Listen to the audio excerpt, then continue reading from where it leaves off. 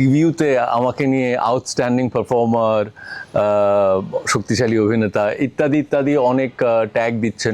নিঃসন্দেহে অনেক ভালো লাগার একটা বিষয় যে অন্য দেশের একজন শিল্পীকে অসংখ্য মানুষ ভাবছে যে আমি, সেটা আমার ভাষাগত দক্ষতা বা হয়তো বা কী কারণে তাদের মনে হয়েছে যে আমি হয়তো ওখানকারই।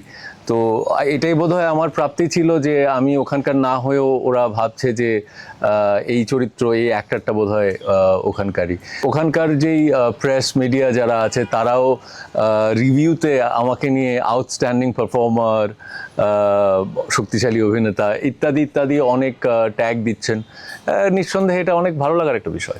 দক্ষিণ এশিয়ার বাইরেও নতুন পরিচয় এনে দিয়েছে কিনা সেটা ওভাবে ভাবিনি, কিন্তু যেহেতু সোনি লিভ একটা ইন্টারন্যাশনাল ওটিটি প্ল্যাটফর্ম, পুরো বিশ্ব থেকে সোনি লিভের কাজগুলো মানুষ, অডিয়েন্স দেখতে পায়, সেই দিক থেকে চিন্তা করলে তো আমি বিশ্বাস করি যে আমি দক্ষিণ এশিয়ার অসংখ্য দর্শকের কাছে পৌঁছতে পেরেছি এবং সামনেও পারবো, যেহেতু সোনি লিভে জ্যাজ সিটি আছে।